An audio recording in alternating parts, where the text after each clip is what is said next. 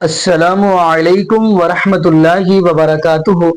اعوذ باللہ من الشیطان الرجیم، بسم اللہ الرحمن الرحیم۔ قل ان کنتم تحبون اللہ فاتبعونی یحببکم اللہ ویغفر لکم ذنوبکم واللہ غفور الرحیم۔ جی ناظرین، آج ہم جس حوالہ سے گفتگو کرنے جا رہے ہیں وہ ہے وسیلہ۔ آیا کہ بندہ جب رب العالمین کے سامنے ہاتھ پھیلاتا ہے، ہاتھ اٹھاتا ہے، تو دعا کے اندر آیا کہ نبی پاک صلی اللہ علیہ وآلہ وسلم کا وسیلہ ڈالنا جائز ہے۔ تو ناظرین یہ تو ہم آگے آپ کو گفتگو سنوائیں گے کافی علماء کی، لیکن ناظرین یہ بھی بتاتا چلو دعا انسان کو کرنی چاہیے، کیونکہ قرآن کہہ رہے وَقَالَ رَبُّكُمُ ادْعُونِي أَسْتَجِبْ لَكُمْ ان الذین یستکبرون عن عبادتی سیدخلون جہنم داخرین۔ فرمایا رب العالمین فرماتے ہیں کہ تم دعا کرو، میں تمہاری دعا کو قبول کروں گا۔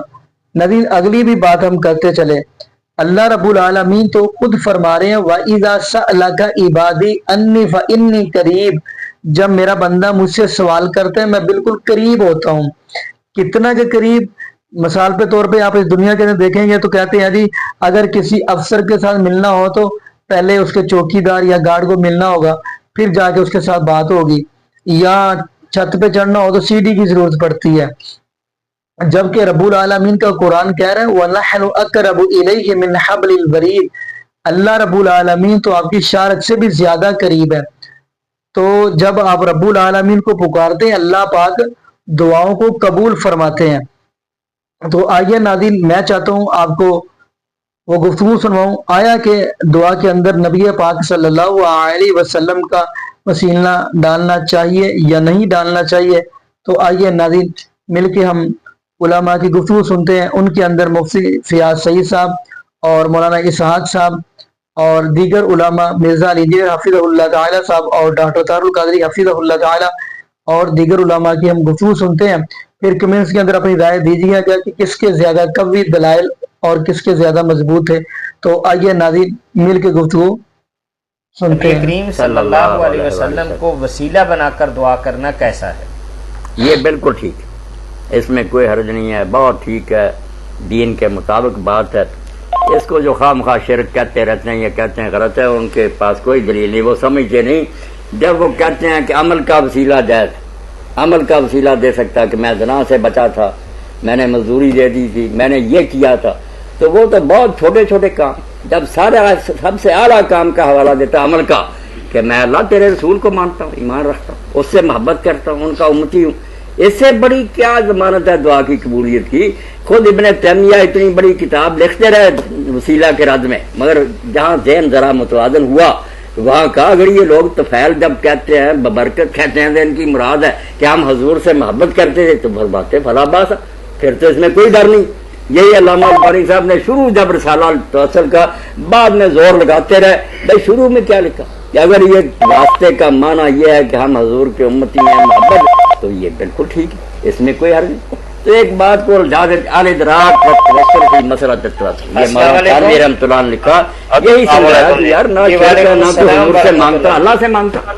اس کا معنی یہ ہوا کہ نبی کریم صلی اللہ علیہ وسلم کی ذات مبارکہ کا حوالہ یا یہاں بات جو ہے نا شیخ عز الدین عبد السلام کی، وہ ذرا وزنی ہے کہ حضور کا واسطہ دے لینا چاہیے، کوئی بات نہیں ہے، تو ہمارا دین اور ایمان ہے کہ اللہ ہم تیرے نبی کو ماننے والے ہیں، اس کی امتی ہمارا کام کر۔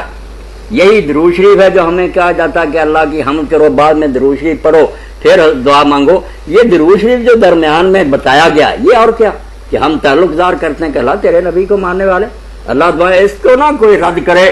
بڑے بڑے جو ہے حدیث تھے، شاہ اسماعیل شہید رحمۃ اللہ علیہ، امام شوقی، سب کہتے تھے کہ ٹھیک ہے، آج ہی تشدد شروع ہو گیا، وہ بھی نجدیوں سے آیا، یہ کوئی بات نہیں جائز۔ ہاں وہ شیخ عز الدین نے جو بات کی نا، وہ کہتے ہیں حضور کا واسطہ دینا ٹھیک ہے، مگر عام بزرگوں کا دینا جو ہے یہ کوئی نہیں۔ کیوں؟ رسول اللہ کے بارے میں تو اگر ہم شک کریں کہ اللہ کے نبی نہیں کافر ہو جائیں، وہ تو دین کی بنیاد ہے، مگر ان ولیوں کا ہمارے پاس کوئی ہے ثبوت کہ یہ ولی ہے؟ ناراض نہ ہوں، یہ حسن ظن ہے، گمان ہے ہمارا، ورنہ رسول اللہ نے اپنے کئی اصحاب کے بارے میں بتایا کہ یار میں رسول اللہ کے میں نہیں جانتا کہ اللہ نے اس کے ساتھ کیا کرنا، یہ معاملہ ہے غیب کا، رسول اللہ کی بات جو ہے بالکل پکی یقینی اور قطعی ہے، اس کا واسطہ دینا بالکل ٹھیک ہے، دوسروں کا دے حرام نہیں۔ میں نے کہا کہ دعا میں وسیلے کی ضرورت نہیں ہے، تو کیا نبی اکرم صلی اللہ علیہ وسلم وسیلہ لینا کیسا ہے؟ میں نے یہ نہیں کہا دعا میں وسیلے کی ضرورت نہیں، میں نے کہا دعاؤں کو ہمیشہ وسیلے سے کرنے کی ضرورت نہیں، اللہ سیدھے بھی سنتا ہے، اس لیے کہ نبی اکرم صلی اللہ علیہ وسلم نے، صحابہ نے لیا وسیلہ لیکن بہت مختصر، عموماً وہ دعائیں اپنی مانگ لیا کرتے تھے۔ اب سوال تھا بھائی کا کیا نبی اکرم صلی اللہ علیہ وسلم کے وسیلے سے ہم دعا کر سکتے ہیں؟ دیکھیے نبی اکرم صلی اللہ علیہ وسلم کے وسیلے سے دعا کرنا جب نبی اکرم صلی اللہ علیہ وسلم دنیا میں تھے اور حیات تھے تب یہ بالکل درست تھا، اور اس کے تعلق سے دلیل خود صحابہ کی زندگی ہے۔ کیسے؟ نبی اکرم صلی اللہ علیہ وسلم کا ایک نابینا صحابیہ کا اللہ کے رسول صلی اللہ علیہ وسلم میں نابینا ہوں، اللہ سے آپ دعا کیجیے کہ اللہ مجھے بینائی دے۔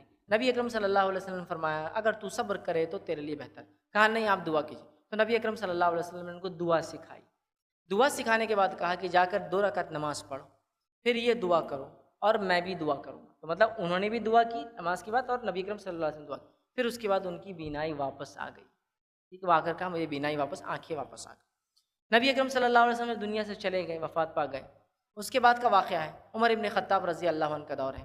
عمر ابن خطاب رضی اللہ عنہ کے دور میں بارش نہیں ہوئی، تو آپ نے جو ہے اعلان کیا نماز استسقاء کا، اور عباس رضی اللہ عنہ کو بلایا، اور اس کے بعد نماز پڑھنے کے بعد دعا کی اور کہا، دعا کے الفاظ اس طرح سے صحیح بخاری میں موجود ہیں، اے اللہ تیرا نبی ہم میں زندہ تھا، ہم اس کے وسیلے سے تجھ سے دعائیں مانگتے تھے اور تو خوب بارش ہم پر برساتا تھا، تیرے نبی ہمارے اندر باقی نہ رہے، لہٰذا میں اب عباس ان کے چچا عباس کے وسیلے سے تجھ سے دعا کرتا ہوں، اور جو ہے تو ہماری دعاؤں کو قبول کر۔ اور بارش ہوئی، اور بارش ہوئی۔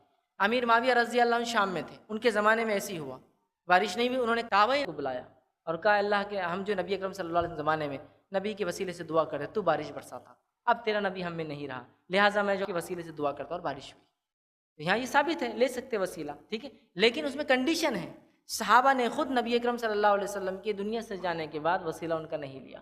علماء لکھتے ہیں اس کے اوپر وسیلے کے جو کنڈیشن سے جو انسانوں کا لیا جاتا ہے، ویسے نیک اعمال کا بھی وسیلہ لیا سکتا ہے، اب تفصیلات کا وقت نہیں، نیک اعمال بھی وسیلہ ہے ہمارے، جیسے کہ وہ 3 آدمی جو غار میں چلے گئے، صحیح مسلم کی روایت ہے، غار کا پتھر لگ گیا، تینوں نے ایک ایک دعا کا وسیلہ کیا، اپنے نیک اعمال سے دعا کی وسیلہ کیا، پتھر ہٹ گیا، وہاں کوئی نبی کا نہیں لیا، انہوں نے کسی کا نہیں لیا، اپنے اعمال کا لیا۔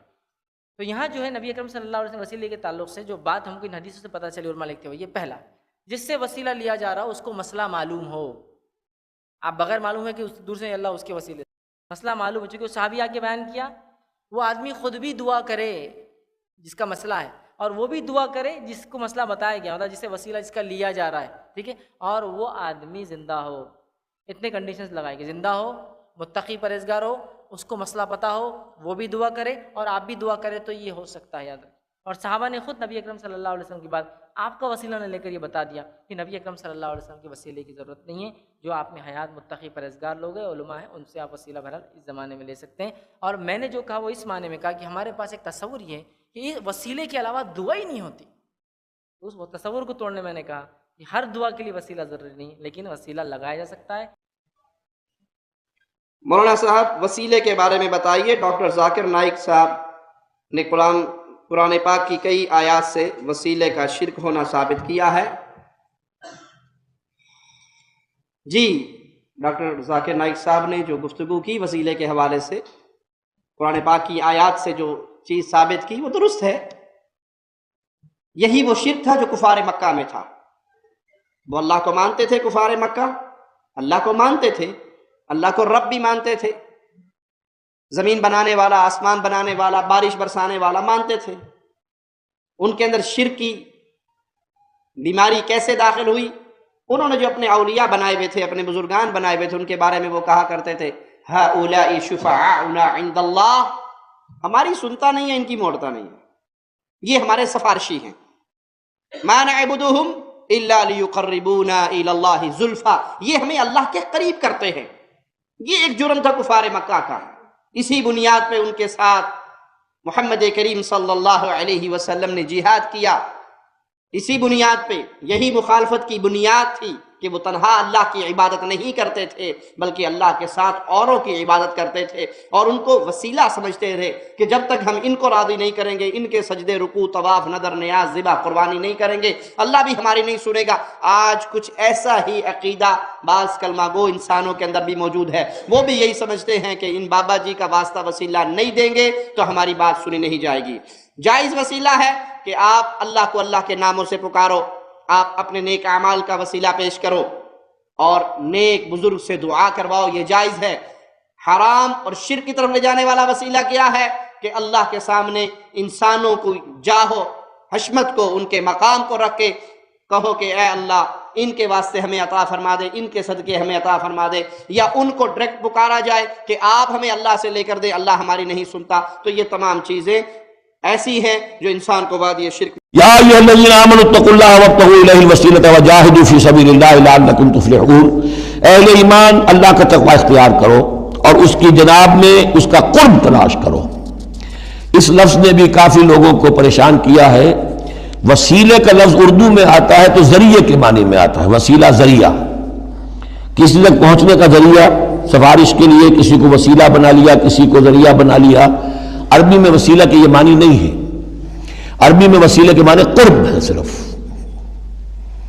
بدقسمتی سے بعض تو الفاظ ایسے ہیں کہ جو عربی میں ان کا مفہوم بالکل کچھ اور ہے، اردو میں کچھ اور ہے۔ بعض ایسے ہیں کہ کچھ تھوڑا تھوڑا فرق ہے، جیسے ذلیل کا لفظ ہے، عربی میں اس کے معنی ہے صرف کمزور، اردو میں اس کے معنی ہے کمینے کے۔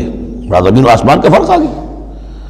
جیسے کہ ہم پڑھ آئے ہیں وَلَقَدْ نَصَرَكُمُ اللَّهُ بِبَدْرٍ وَأَنْتُمْ أَذِلَّةٌ، اے مسلمانوں یاد کرو اللہ نے تمہاری مدد کی تھی بدر میں جبکہ تم بہت کمزور تھے۔ اب اگر وہاں ذلیل کا ترجمہ اردو والا کر دیا جائے تو پھر ہمارے ایمان کے لالے پڑ جائیں گے۔ اسی طریقے سے عربی میں جہل کے معنی جو ہے وہ جذباتی ہونا ہے، ان پڑھ ہونا نہیں۔ پڑھے لکھے جاہل ہو سکتے ہیں، جذباتی ہیں، اکھڑ ہے، اکھڑ مزاج کے لوگ ہیں۔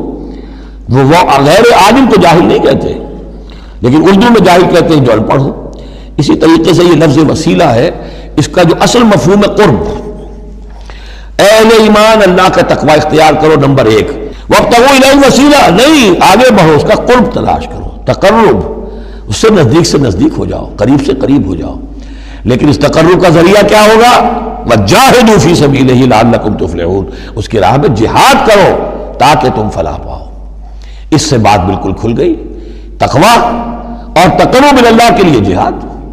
تقوی شرط لازم ہے، پہلے تو یہ کہ جو حرام چیزیں ان سے آپ بچیں، جن چیزوں سے روک دیا گیا ہے ان سے رک جائیں، اور اللہ کی نافرمانی جو ہے اس سے باز آ جائیں۔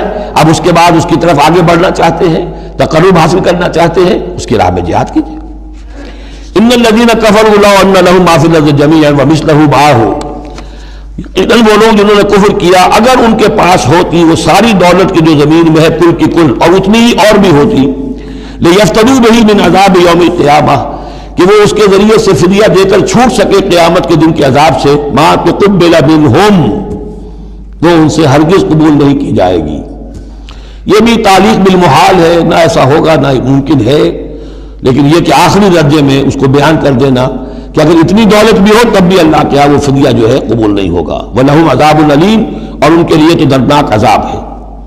يُرِيدُونَ أَن يَخْرُجُوا مِنَ النَّارِ وَمَا هُمْ بِخَارِجِينَ مِنْهَا، وہ چاہیں گے کہ آگ سے کس طرح نکلے لیکن نکل نہیں پائیں گے۔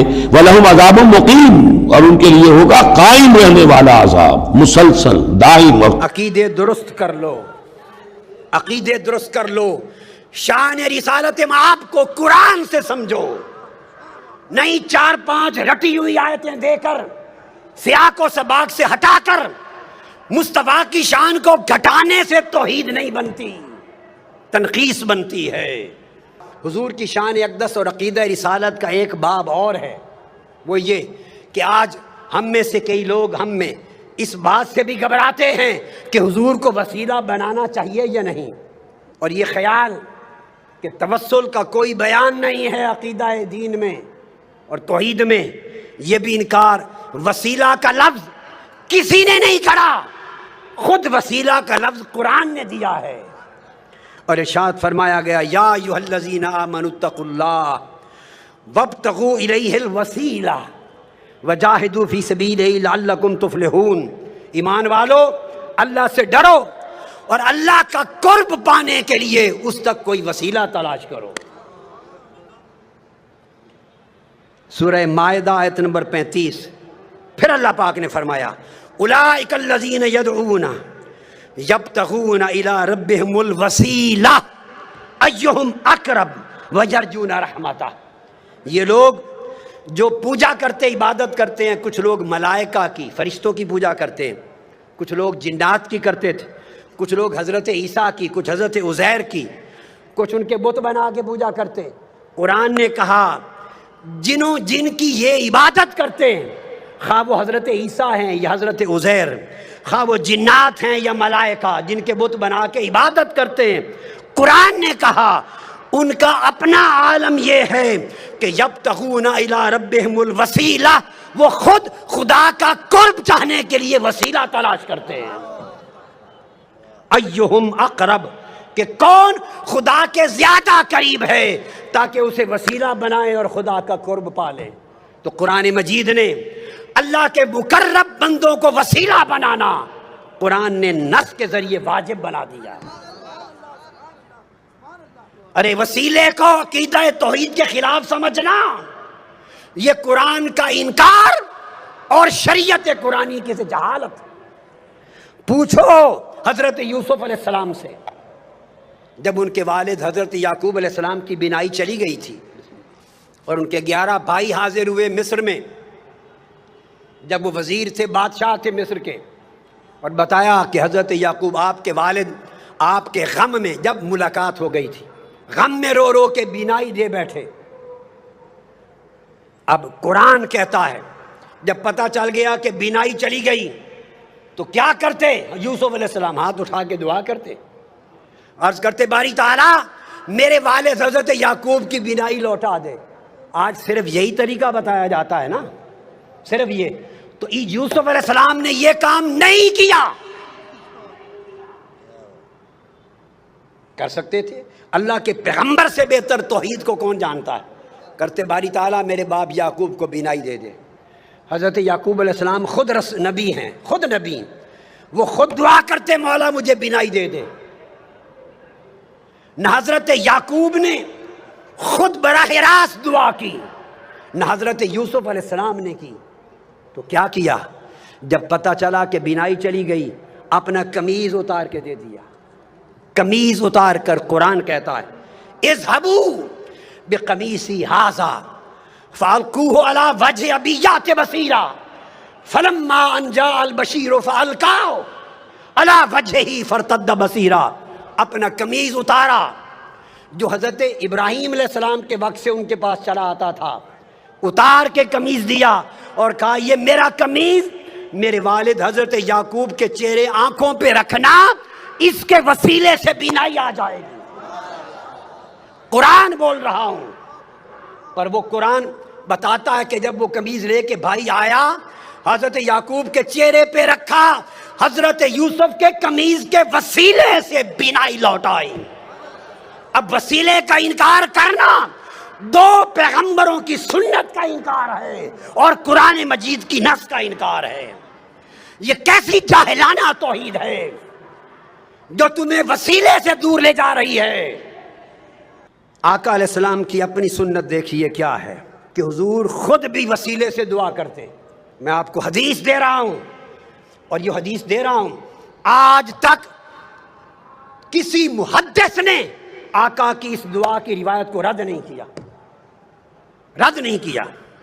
اور وہ دعا کیا ہے کہ سیدنا علی المرتضیٰ کرم اللہ وجہ الکریم کی والدہ ماجدہ جب وفات پا گئیں، حضرت فاطمہ بنت اسد بن ہاشم، آقا علیہ السلام کی چچی تھی، پالا تھا، پیار کیا تھا، وفات ہو گئی جب، تو آقا کو بڑا غم تھا۔ ان کی قبر کھودی، مولا علی المرتضیٰ کی والدہ حضرت فاطمہ بنت اسد، جب قبر کھودی تو آقا علیہ السلام خود قبر میں لیٹ گئے، پھر ان کو لحد میں اتارا گیا، لحد میں اتار کر جب اتار چکے تو آقا علیہ السلام نے خود قبر پہ کھڑے ہو کے دعا کی۔ اب جو دعائے مصطفیٰ حضرت فاطمہ بنت اسد ام علی مرتضیٰ کی قبر پر آقا نے کی ہے، وہ دعا سنیے. اس کے بعد وسیلہ مصطفیٰ کا انکار کرنا، اس کو چاہیے کہ دین اسلام چھوڑ دے، وہ بے ایمان. کسی محدث نے اس کو رد نہیں کیا. آپ نے دعا کی اور دعا کی اللہم اللذیم، اللہ الذی یحیی و یمیت و حی لا یموت اغفر لأمی فاطمہ بنت اسد ولقنہا حجتہا. اے اللہ جو زندہ اور سلامت ہے اور قائم و دائم ہے، جو فوت نہیں ہوتا، میری ماں فاطمہ بن اسد کی بخشش فرما، اس کو اس کے کلمہ کی تلقین فرما.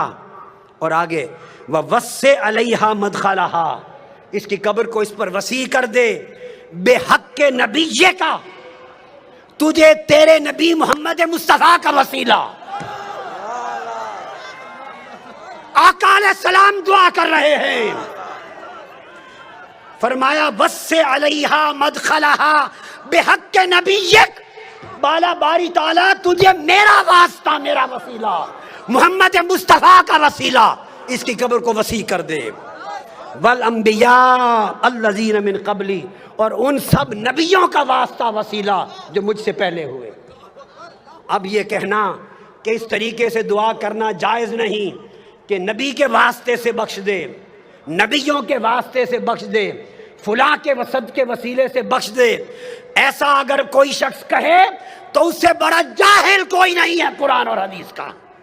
سیدنا فاروق اعظم نے کہا کہ آقا علیہ السلام نے فرمایا، آدم علیہ السلام جب زمین میں آئے تو دعا کی، یا ربی اسألک بحق محمد لما غفرت لی، میں تجھے واسطہ محمد مصطفیٰ سے بخشش مانگتا ہوں. اللہ نے فرمایا فقد غفرت لک ولولا محمد ما خلقتک، آدم تو نے مصطفیٰ کا وسیلہ پیش کیا ہے، میں نے تیری خطا معاف کر دی، اگر محمد نہ ہوتے تو تجھے بھی پیدا نہ کرتا. میں نے اختصار سے بتا دیا، اور اس کو میں نے کہا کہ ابن تیمیہ نے بھی تک نے اس کی تصریح اور تائید کی، اور امام طبرانی نے حدیث صحیح کے ساتھ تائید کی. کون انکار کر سکتا ہے سوائے اس شخص کے جو جاہل ہے، جس نے عربی کتابیں کبھی کھول کے نہیں دیکھی، جس کو 2 سطریں پڑھنی نہیں آتی، اور وہ لوگوں کے سامنے عقیدہ بیان کرتا ہے. دعائے وسیلہ تاجدار کائنات نے سکھائی. کون ہے مصطفیٰ کی سکھلائی ہوئی دعائے وسیلہ کا جو انکار کرے؟ آقا نے فرمایا گھر جا، وضو کر دو، نفل پڑھ، اور یوں دعا کرنا، اللہم انی اسألک واتوجہ الیک بمحمد نبی الرحمت، یا محمد، پکارنا میرا نام لے کر، انی قد توجہت بک الی ربی فی حاجتی ہذہ لتقضی، اللہم فشفع فی. دعا کرنا ہے، اللہ میں تجھ سے سوال کرتا ہوں اور تیری بارگاہ کی طرف متوجہ ہوتا ہوں، نبی رحمت حضرت محمد مصطفیٰ کے وسیلے سے، حضور کے واسطے سے. یہ کہہ کر آقا نے فرمایا پھر مجھے پکارنا، کہنا یا محمد. آج لوگ کہتے ہیں کہ حضور کو پکارنا جائز نہیں. ارے جائز ناجائز کی شریعت آپ نے اور میں نے بنائی ہے، جائز ناجائز والی شریعت مصطفیٰ نے بنائی ہے. یہ حق نہ تجھے ہے نہ مجھے ہے، یہ حق مصطفیٰ کو ہے. مصطفیٰ خود فرمائیں گھر جا کے دعا کر کے مجھے پکار کے کہنا یا محمد. تم حضور کے منکر ہو. یہ کہہ کر انہوں نے دعا کی یا محمد، آپ کے وسیلے سے اللہ سے مانگتا ہوں. تو پھر حدیث پاک میں آتا ہے آگے، اس نے حضور کے وسیلے سے دعا مانگی. عثمان بن حنیف کہتے ہیں ابھی ہم بیٹھے ہی تھے، مجلس ختم نہ ہوئی تھی کہ وہ شخص بینا ہو کر پلٹ کر آ گیا مصطفیٰ کی بارگاہ میں. حضور کے وسیلے سے دعا مانگنے کی دیر تھی کہ بینا ہی لوٹ آئی. یہ حضور کی حیات پاک تھی. اب بعض لوگ یہ کہتے ہیں کہ وفات کے بعد حضور کو نہیں پکارنا چاہیے، اور وفات کے بعد آج حضور سے نہیں مانگنا چاہیے، وفات کے بعد حضور کا کوئی وسیلہ نہیں. ارے خدا کے بندو، اپنے من گھڑت دین کو لوگوں کو بیان کر کے گمراہ نہ کرو، وہ دین بیان کرو جو مصطفیٰ نے سکھایا ہے. اب یہی حدیث امام طبرانی روایت کرتے ہیں، اور امام بیہقی روایت کرتے ہیں، امام منذری روایت کرتے ہیں، اور لکھتے ہیں ھذا الحدیث حدیث صحیح. کوئی یہ نہ کہے کہ حدیث ضعیف دے رہا ہوں. ائمہ نے حدیث کو صحیح لکھا. کہتے ہیں وہی شخص حضرت عثمان غنی کا زمانہ تھا، وہ حیات تھا، وہ جس کی بینائی لوٹ آئی تھی حضور کے وسیلے والی دعا سے. ایک اور شخص تھا، اس کو کوئی کام تھا سیدنا عثمان غنی کے بار. وہ بار بار جاتا، دروازے کے بواب اسے ملنے نہ دیتے، اس کی حاجت پوری نہ ہوتی. وہ پریشان ہو گیا. اچانک اس کی ملاقات عثمان بن حنیف والی روایت میں، وہ جو نابینا تھا، حدیث الدریر، جو بینا ہو گیا تھا حضور کے وسیلے سے، اس سے ہو گئی. اس نے کہا آؤ گھر جا کے یہ دعا پڑھو اور حضور کو پکارو یا محمد. آقا علیہ السلام کا دور گزر گیا، سیدنا عثمان غنی کا زمانہ ہے. اس نے پھر دعائے وسیلہ پڑھی، یا محمد پکارا. پکار کے پلٹا، اس سیدنا عثمان غنی کے دروازے پر گیا ہی تھا، جو بواب اسے کھڑا نہیں ہونے دیتا تھا، اس نے بازو پکڑا اور عثمان غنی کی کرسی کے ساتھ جا کے بٹھا لیا. وہیں اس کا کام ہو گیا. اور محدثین فرماتے ہیں کہ اس سے ثابت ہوا کہ قیامت تک جب حاجت ہو تو وسیلہ مصطفیٰ کی ان کلمات کے ساتھ دعا کی جائے. آقا علیہ الصلوۃ والسلام، حضور کو یہ سمجھنا معاذ اللہ کہ زندہ نہیں، استغفر اللہ، خاک میں مل گئے. ارے خدا تجھے خاک میں ملا دے، مصطفیٰ کی بے ادبی کرنے والے. تمہیں خبر نہیں کہ انبیاء کے جسم کو زمین کھا نہیں سکتی، شہداء کے جسموں کو نہیں کھاتی، اولیاء کے جسموں کو نہیں کھاتی. تم انبیاء کی بات کرتے ہو اور پھر سید الانبیاء کی بات کرتے ہو. نہیں ہوتی. اہل حدیث کہتے ہیں کہ آپ نبی صلی اللہ علیہ وآلہ وسلم کا وسیلہ نہیں دے سکتے. برائے مہربانی بتا دیں جائز ہے کہ ناجائز. اور دوسرا ختم شریف. ختم شریف تو ویسے ہی خود ہی شریف بنا ہوا ہے، سال ثواب تو ثابت ہے، لیکن ختم شریف کے ساتھ نہیں. ویسے آپ غریبوں کو کھانا کھلائیں، میت کی طرف سے صدقہ کریں. رہ گیا نبی علیہ السلام کا وسیلہ پیش کرنا، تو اس کے بارے میں اہل حدیث ان کی کوئی ضد نہیں ہے اپنی ذاتی. وہ کہتے ہیں کہ صحیح بخاری میں 1010 نمبر حدیث ہے 1010 کہ حضرت عمر نے کہا اے اللہ جب تک تیرے نبی ہم میں موجود تھے، انا کننا نتوسل الیک بنبینا، ہم تیرے حضور متوجہ ہوتے تھے اپنے نبی کے وسیلے سے، یعنی ان کی دعا کی برکت سے. تو ہم پہ بارش نازل فرماتا تھا، اب ہم ان کے چچا کو لے کے آئے ہیں. تو حضرت عمر کا یہی عقیدہ تھا کہ رسول اللہ کی وفات کے بعد چونکہ اب ڈائریکٹ حضور سے کمیونیکیشن نہیں ہو سکتی، تو حضرت عمر وسیلے کا مطلب یہ لیتے تھے کہ رسول اللہ سے دعا کروانا. تو وہ قبر پہ تو ممکن نہیں ہے، تو پھر حضور کے قریبی ساتھی اور حضور کے چچا عباس ابن عبد المطلب کو وہ لے کے آتے تھے.